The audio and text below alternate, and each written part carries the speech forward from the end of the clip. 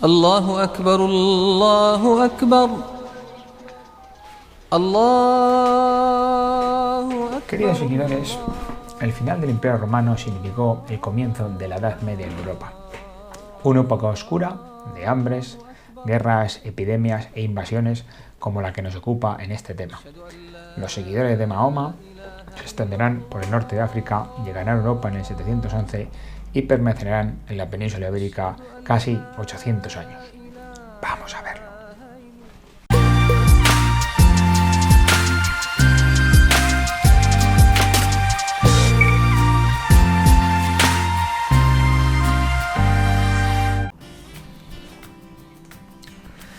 Bueno, tenemos que empezar hablando de este tema de, obviamente, Mahoma, el fundador del Islam. Mahoma, como veis aquí, vivió entre el año 570 y 632. Él nació en la Meca, ya entonces era un centro religioso al albergar esa piedra sagrada o Kaaba, que sigue estando allí. Y uno de los hechos, o el principal hecho que va a marcar la vida de Mahoma, va a ser la aparición que va a tener del arcángel Gabriel. Se le va a aparecer el arcángel y le va a decir que él es el profeta del Islam y que tiene que decir la palabra de Alá. Él va a empezar a hacerlo en su ciudad, en la Meca, pero parece ser que allí no gustó mucho y va a ser expulsado de allí. Se va a refugiar en Medina, en lo que se va a llamar la Égira. La Égira es esa expulsión de Mahoma de la Meca, se va a producir en el año 622, fecha importante porque es el inicio del calendario musulmán. En Medina parece ser que le hicieron un poquito más de caso, convierte a sus habitantes al Islam y vuelve a la Meca, la cual conquista, ¿vale? No solo la Meca, sino parte de Arabia, como luego veremos, ¿vale? Bueno, ¿qué va a decir el Islam? ¿Entendido cuáles son, vamos a decir, sus principios básicos? Bueno, pues el Islam, como ya sabéis, tiene un libro sagrado, que es el Corán, en el cual aparece una serie de premisas. El Islam, como dice aquí, obliga a sus creyentes a creer un único Dios, es una religión monoteísta, por tanto, a rezar 5 veces al día, a ayunar durante el mes de Ramadán, dar limonas, hay que ser generoso, y hay que peregrinar también a la Meca una vez en la vida, según dice el Islam. Además, prohíbe a sus creyentes tomar bebidas alcohólicas, comer cerdo, ¿vale? Ser un poco viciosillo y jugar a los juegos de azar, y también enseñar mucha chicha cuando se viste. No hay que ser un poco pudorosos a la hora de vestir. Además, como dice aquí, permite la poligamia a los hombres. El templo sagrado de los musulmanes, como ya sabéis, es la mezquita, ¿vale? Con sus partes, aquí tenéis las partes más importantes, siempre, como ya sabéis, orientado a la Meca. Este muro que es el del final, que es la Qibla, tiene que estar orientado a la Meca. Aquí tenéis la sala de oraciones, la cual los musulmanes rezan, el patio anterior, con la fuente donde se lavan antes de entrar, y siempre una torre o alminar donde se llama la oración, ¿vale?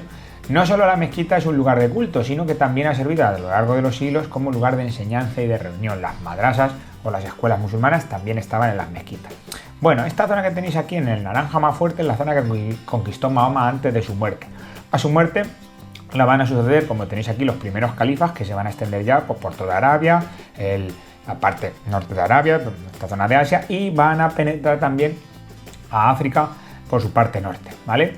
Los siguientes, que van a suceder a los primeros califas, van a ser la dinastía Omeya. Esta dinastía ya va a extender el Islam aún más, tanto por el este, como veis aquí, como por el oeste, conquistando todo el norte de África y dando el salto a Europa por la península ibérica, ¿vale? La conquista también va a ser rápida en Europa, aunque van a ser frenados finalmente en la batalla de Poitiers, donde van a ser derrotados por los francos en el año 732, ¿vale?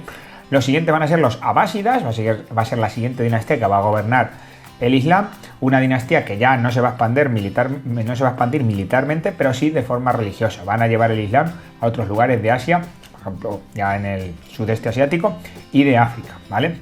Y bueno, en esta época ya empieza un poco la decadencia, ya que van a empezar a sufrir las invasiones de turcos y mongoles, ¿vale?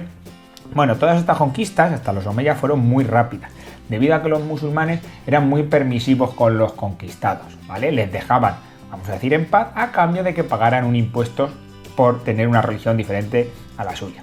¿Qué supuso eso? Que muchos musulmanes, o que muchos de otras religiones se convirtieran a la religión musulmana, ya que los musulmanes y los convertidos, como veis aquí, tenían ventajas sociales y, os lo tacho, no pagaban impuestos, con lo cual era mucho más ventajoso.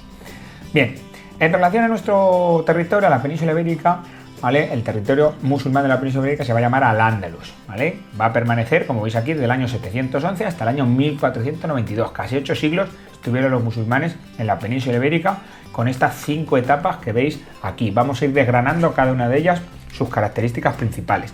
La primera va a ser el Emirato dependiente de Damasco, que se va a llamar, que es cuando se va a producir la conquista, entre el año 711 y el año 756.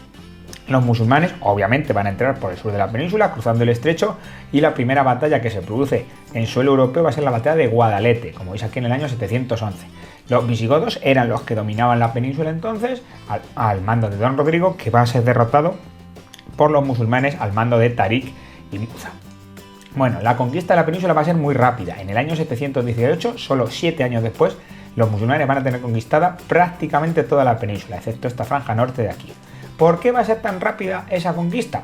Bueno, más o menos lo hemos dicho también antes, porque va a haber una serie de pactos entre los musulmanes y los nobles visigodos, que eran los que gobernaban la mayor parte de los territorios de España.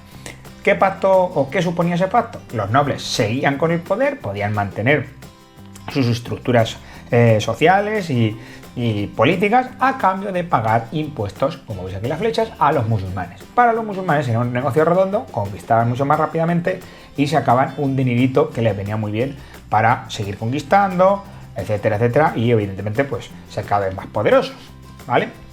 Bien, en esta primera etapa, como veis aquí, el adjetivo importante es el que es Emirato dependiente, ¿vale? Evidentemente todavía Al-Ándalus es una región del califato omeya, así que depende en lo político y en lo religioso del califa del Islam, ¿vale? Esto va a cambiar en la segunda etapa, donde se va a convertir, como veis aquí, en un emirato independiente. ¿Por qué va a suceder eso? Bueno, hay un cambio de dinastía en el Islam, los omeyas son derrotados por los abasíes, pero uno de los omeyas sale por patas de la península arábiga y llega a España, va a ser Abderramán I.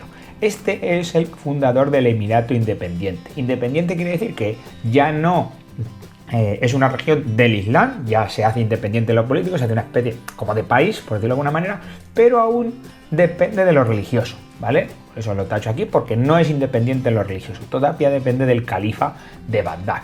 Esto es lo que va a cambiar en el califato. Aquí sí que se va a conseguir ya, con Abderramán III, como veis aquí, una independencia política y también religiosa, ¿vale? Abderramán III va a ser ya califa, va a gobernar en cuestiones religiosas también en la península. Abderramán también fue muy importante porque pacificó al Andalus, que internamente pues había muchas luchas entre los musulmanes, y además dominó a los cristianos. Aquí es importante la figura de Almanzor, su principal general, que va a saquear diversas ciudades cristianas del norte durante esta época. Todo ello hace que en la época del califato, entre el año 929 y 1031, sea la época de máximo esplendor de Al-Ándalus. A partir de entonces va a iniciarse la decadencia, primero con las taifas. Al-Ándalus, el califato, que era todo esto que tenéis aquí, se divide en países, ¿vale? Se divide en diversas taifas que van a actuar como países. Al dividirse en países, pues evidentemente se debilitan y eso hace que el avance cristiano desde el norte vaya a ser ya prácticamente imparable. Los cristianos van a conquistar prácticamente toda el Andalus y a pesar de la ayuda de los almorávides y los almohades, que eran dos pueblos del norte de África que van a venir al auxilio de las taifas, pues como veis aquí van a salir derrotadas, ¿vale? Conclusión, prácticamente los cristianos conquistan toda la península ibérica, ¿vale? Prácticamente conquistan todo desde el año 1150, como veis aquí, hasta el año 1300. Solo va a quedar este territorio que tenéis aquí, que va a ser el último reino musulmán en la península, el reino de Granada, o el Emirato Nazarí de Granada, como veis aquí, ¿vale?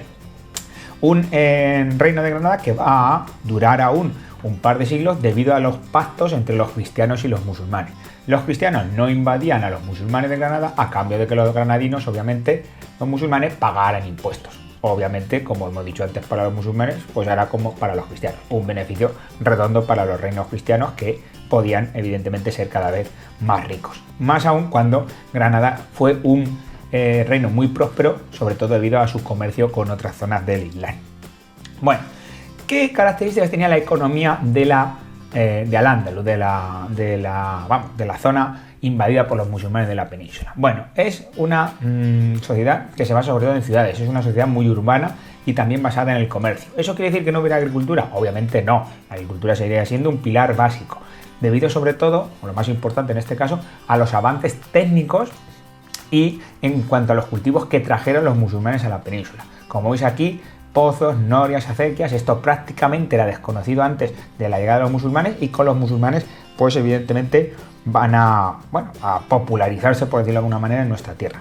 Y además otros cultivos como el arroz, como los cítricos, también van a penetrar en la península con los musulmanes, ¿vale? Sobre todo cultivos, como veis aquí, de regadío. El agua va a ser muy importante en esta sociedad. Bueno, la sociedad de Al-Ándalus estaba dividida, como veis aquí, pues en diversas clases sociales, como siempre. En la parte más alta estaban los árabes, que eran los que tenían el poder y la riqueza. Por debajo los bereberes, que actuaban sobre todo como pastores, etcétera, etcétera. Esta era la gran parte de población que había invadido o descendiente de los invasores en el año 711 del norte de África. Y luego por debajo estaban los muladíes, que eran los cristianos que se habían convertido al Islam y que por tanto no pagaban esos impuestos por religión.